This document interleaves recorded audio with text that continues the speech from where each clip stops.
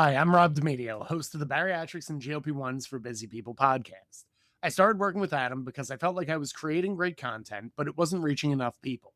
I knew the information was helping my clients, but my podcast wasn't growing the way I wanted it to. Since working with Adam, I've been able to more than triple my listenership.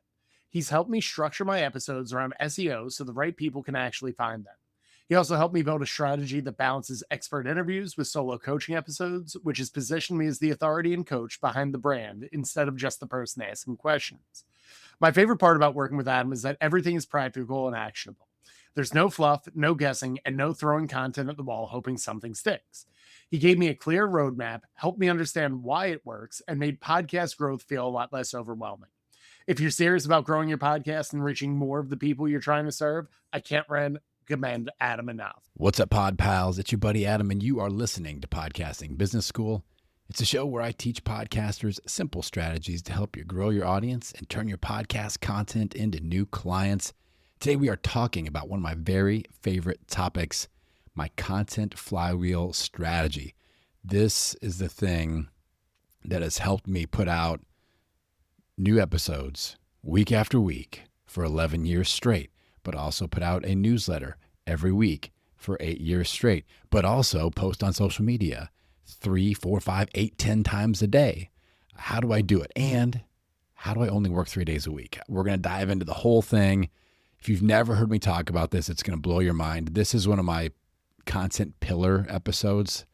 When I'm working with clients, I try to emphasize that there are certain topics that must be repeated every single year. As podcasters, as content creators, sometimes we shy away from that. We're nervous about that.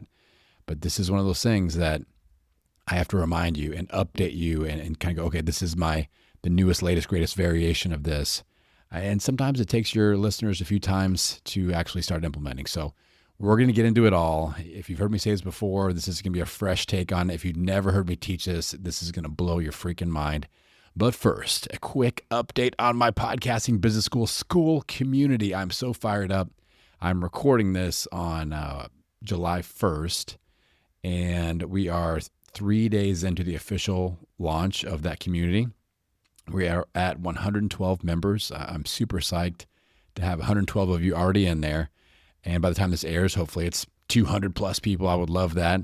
But we are really crushing it. There's a lot of engagement in there. And the goal of that free community is to help more podcasters cross that 1,000 download per episode barrier and start earning meaningful income.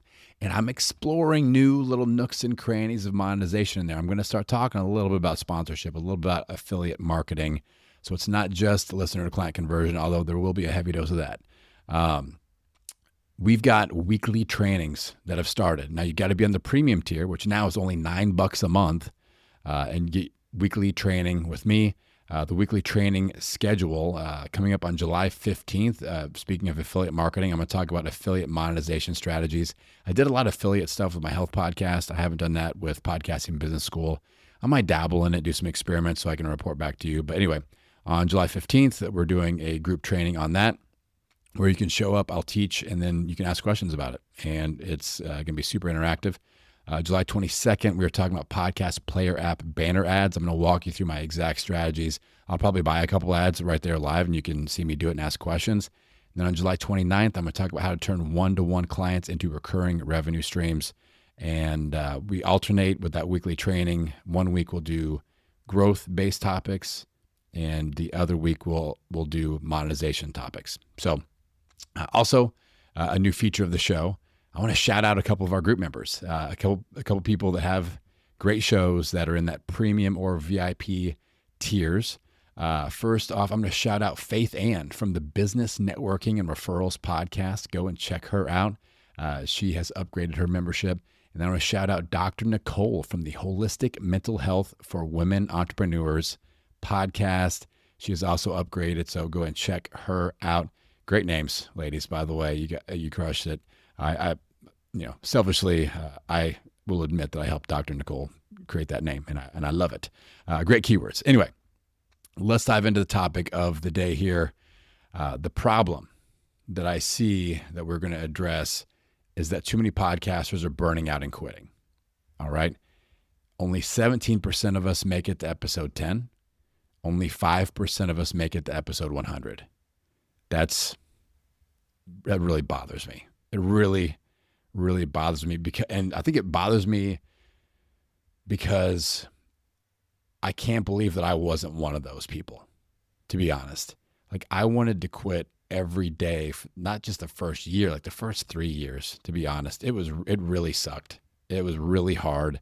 I wasn't making any money. I was trying all these different things, not really doing anything right according to what I teach today.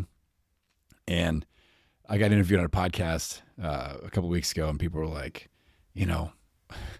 how did you learn all these things that you teach now? I'm like, I screwed everything up, and then I reverse engineered it until something worked, and then I doubled down on that. And that took me 3 years to do. And it's still an ongoing experiment. But it really bothers me that the attrition rate is so huge. And I think that one of the underlying reasons to this attrition rate of so few podcasters making it, there's a lot of things that factor in, but I think a big reason is that podcasters are trying to be on all the platforms and do all the things. You listen to shows like mine even. I'm a part of the problem. I'm giving you all these ideas and you try to do all of them. You're like, oh, I'm going to do this and this and this and this and be everywhere on social media and have all these lead magnets and have all these offers. And, now I'm talking about Skool community. Adam's talking about Skool community. I got to start a Skool community.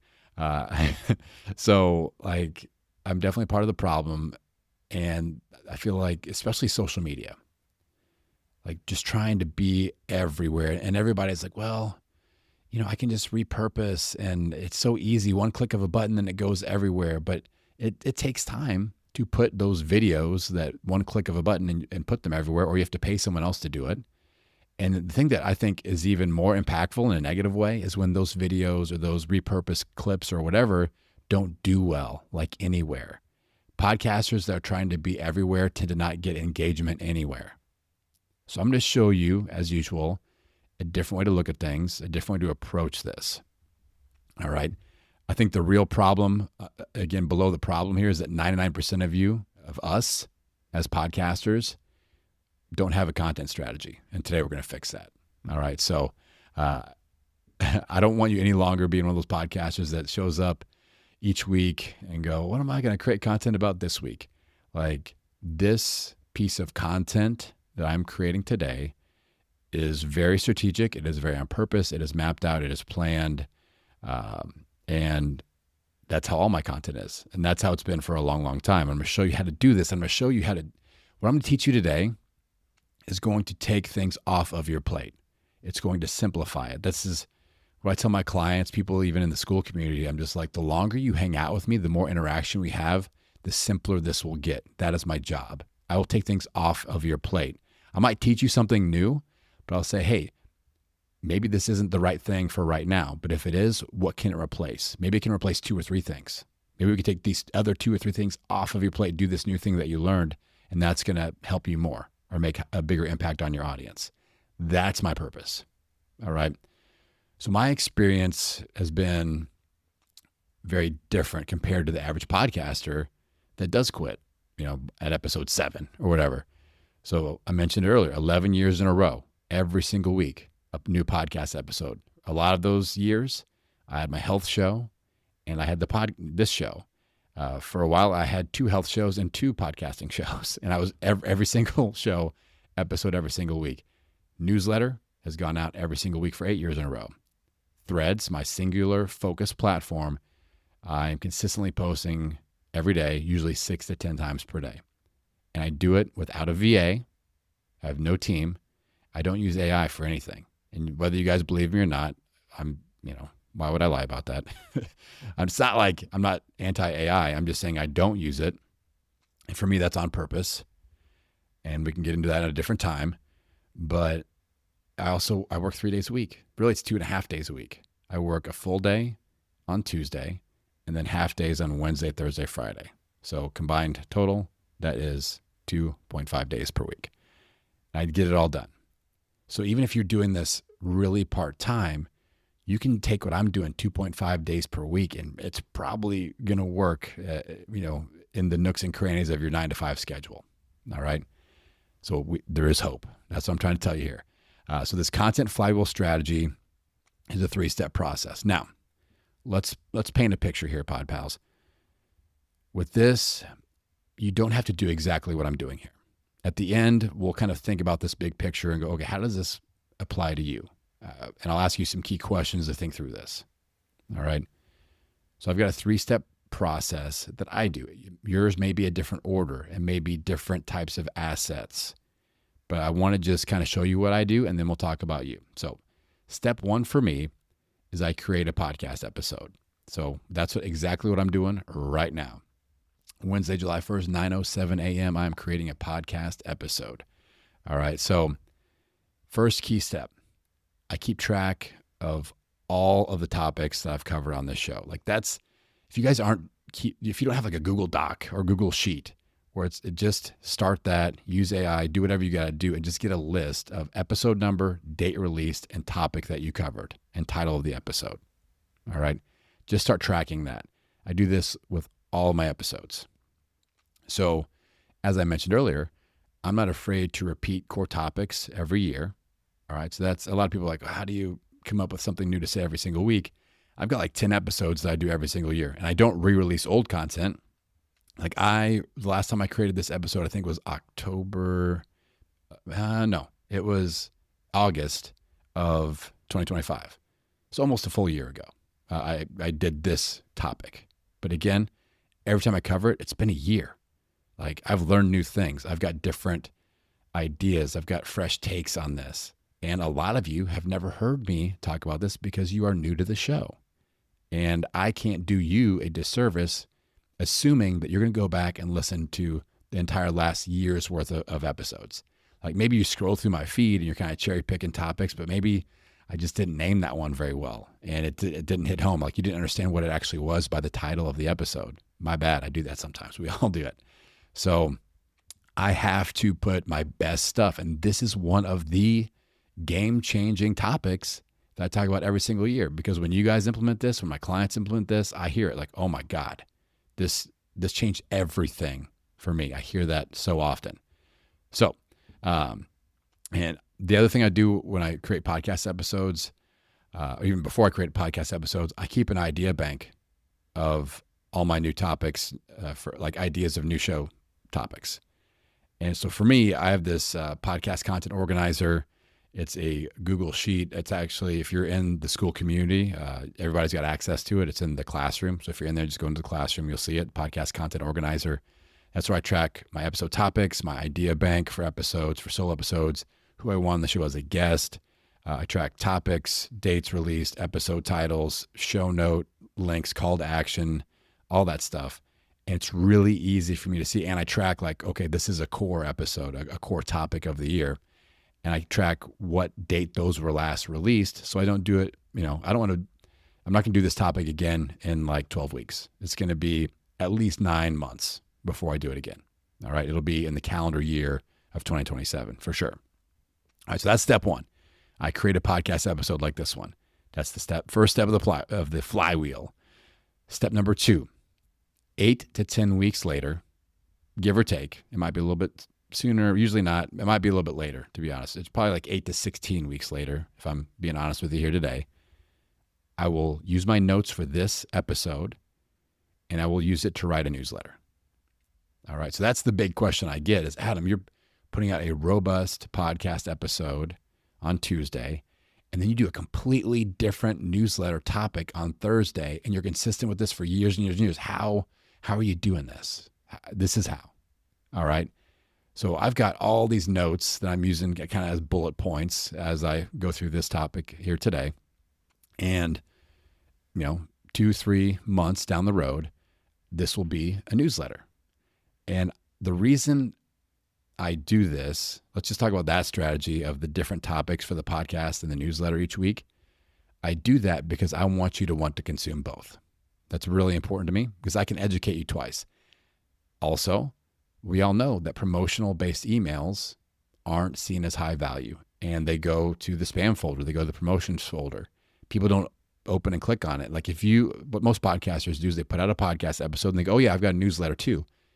But the newsletter is just a promotion for the episode. There's no real value. It's like a social media post of going, hey, if you have this problem, you're going to love this episode. Here's why.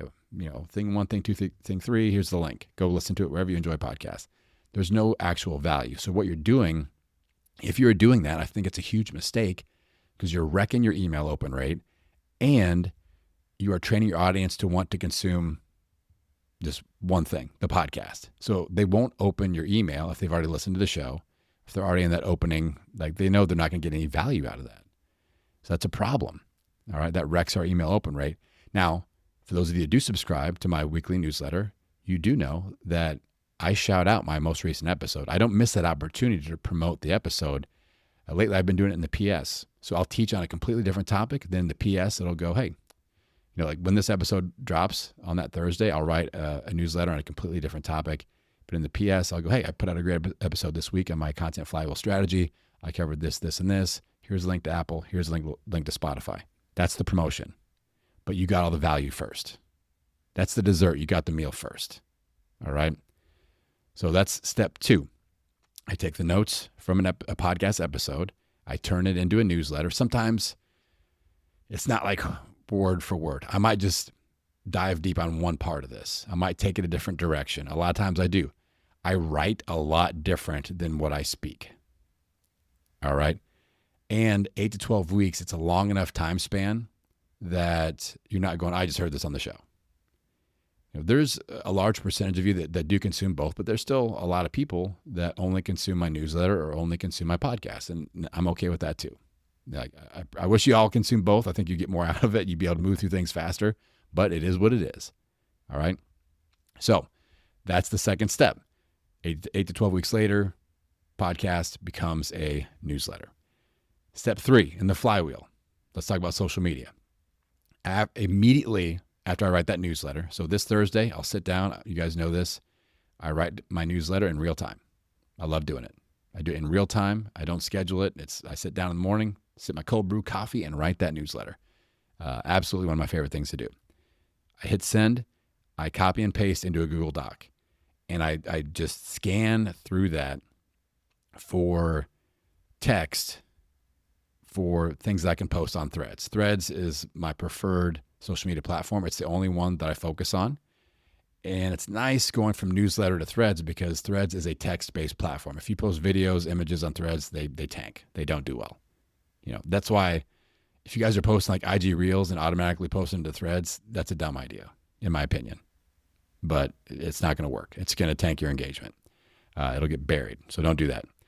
So I write my newsletter and I'm scanning through looking for quotable things, lists, little quick tips. If I say something interesting or slightly funny, I'm like, all right, I carve it up. And I usually get around 10 posts per newsletter for Threads. Now, here's the key thing. I save all these as well in a Google Doc. I've got my newsletter carving Google Doc, and it'll have a series of weeks on separate tabs. So the first, let's say I find a quote at the beginning. Boom, let's take that, and that's going to go out next week. I'm going to add that to next week's social media post schedule. Then the next thing I find, I'm going to move that to 2 weeks out. And the next little quotable thing I find in the newsletter, I'm going to carve that out and move it to 3 weeks out. So I don't get 10 posts and put them all out in 1 week. Out one thing, week 1, next thing, week 2, next thing, week 3. I spread them out over 10 weeks. However many posts, it'll be that many weeks. And that starts to build up this giant post volume that I've got so many. When I do live trainings on this, I show people my Google Doc, and just with everything I've carved out of my newsletter, I've got like 157 pages or something like that. It's approaching 200 pages of Google Doc madness with all of this stuff. It's so robust, and I can just pick the cream of the crop and go, okay, boom, that one's going out Monday, that one's going out Tuesday, that one's going out Wednesday, and it's a buffet of content. So any 1 week that you see me post things on Threads, that is going to be made up of 10 weeks, 2-3 months of my newsletter greatest hits and quotes and tips and things like that. And I put a little hook on it or whatever. So it's not just hammering one topic. So the typical podcast does this. This is very typical of the industry. I put out an episode on Monday. My newsletter goes out the same day or Tuesday, and that's just a promotion of the episode. And then on social media that week, all I talk about is that topic. So it's just hammering, like it makes sense in our head. Like I'm just hammering this topic and it's promoting the episode. And we do some of that. Like I definitely still follow my 72-hour promotion window where I try to get at least 3 promotional assets, if not 5, to promote the episode. But that's all you're doing all week long. Again, you're training your audience to want to only consume one thing. And once they get the information, like I don't need to pay attention to the rest of this mess. All right, so doing things a little bit differently. That is my content flywheel. This is what has allowed me to put out a podcast episode every week for 11 years, a newsletter every week for 8 years, and post on Threads an insane amount of time every single day with ease. Another pro tip, if you guys are kind of Threads curious, is that you can schedule within the app. It's super easy to do. I don't do it all the time, but I'll do a couple posts a day where I kind of bookend it and make sure I get some starting and ending out there, and then I'll post throughout the day kind of randomly. Now, the other thing is, if you want to go newsletter, you can still take those quotable things and turn them into copy or hooks for an IG reel, a TikTok video, a LinkedIn post, a Substack post, a Facebook post, a Facebook group post. Like this is still valuable, even if text and an X post, it's still valuable even if text only isn't what your platform is all about. It can still be copy, it can still be hooks, it's still content ideas. So it's still a good idea to do this. All right, let's talk about action steps for you, y'all, because this is the most important thing. How the heck do you apply this? First action step, start tracking your content. Shameless plug, but my God, I've made it easy for you. Just join the free Skool community. It's in the free tier. I've got a little onboarding thing that you'll do. It says start here. It's super easy to find. I'll even send you a DM when you sign up. You will see my podcast content tracker. I've already built the Google Doc for you. It's a Google Sheet, I should say. And it's beautiful. It's color coded. I'm very proud of it. Like I can't use AI. I've never used it, but I make a mean Google Sheet, y'all. Color coded, on brand. It's got the drop downs and all the clickable things. Y'all out there coding with Claude. I'm building Google Sheets over here, y'all. But anyway, I already built it for you. It's the exact thing that I use, and I update it when I upgrade or change it a little bit. I update that so you can make the upgrades as well. So I've already built it for you. So anyway, but regardless, start tracking your content. And you can go back and go, okay, these are my last 100 episodes, my last 50 episodes, my last 20 episodes. I want title, topic, date released, episode number, call to action, and we're just going to start tracking those things. All right. Next, I want you to identify some core topics that you should be creating content on every single year. That's going to make this whole process a lot easier. So like I said, I've got 10 to 12 that I try to repeat every single year. So this topic, my podcasting success timeline, running banner ads, doing something on expert positioning, 2/3 content rule, things like that. All right. Next, we have to figure out the components and the direction of your flywheel. So for some of you, it might be just like me, podcast to newsletter to social media. For others, I have clients that they flip the first two. So they go newsletter to podcast to social media. All right. So maybe you've got years and years and years of a newsletter and you did that first. Well, there's nothing saying that you couldn't go back to, 100 newsletters ago and say, okay, that's going to be my podcast episode 1. And then you move forward 1 week on the newsletter. That's episode 2. So you've got this giant flywheel of stuff that hasn't been out in your newsletter for forever. And then you turn that podcast into social media clips.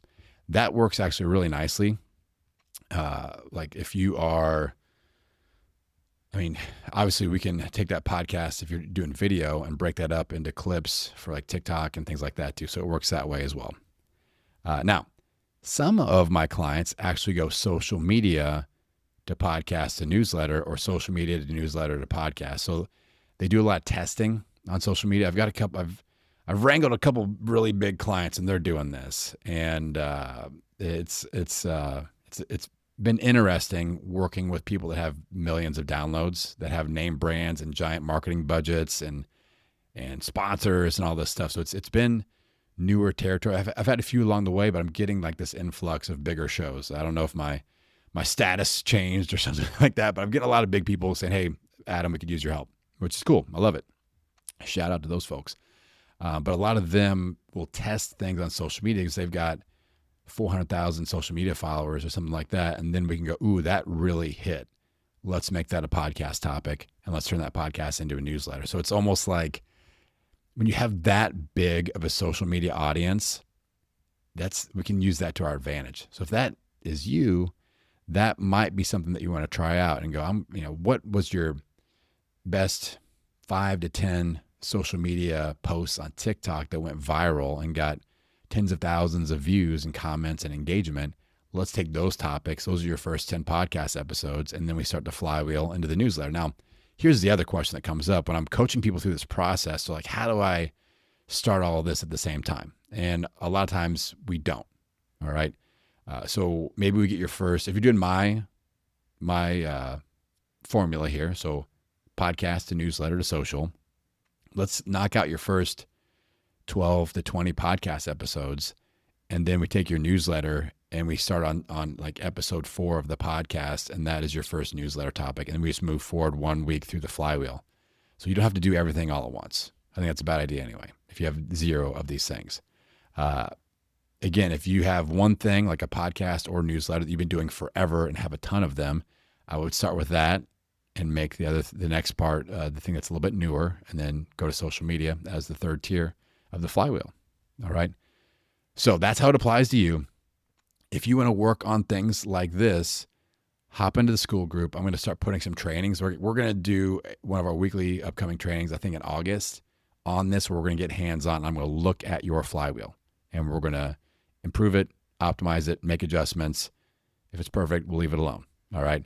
So this is another great reason. I would love, love, love to have you in there. With the premium tier, it's only $9 to get in. You can join the community for free. There's a ton of value in that. I'm going to make this the highest value free community for any podcaster. That's my mission. But when you do upgrade, for one Starbucks coffee a month, you can hop in and get premium tier coaching, additional courses. But that is going to be moving up. I've set a date that I'm going to move up the price. August 26th. I'm going to bump that price up from $9. I'm not sure where I'm going to move it up to. It's going to be at least $19. It might go to $29.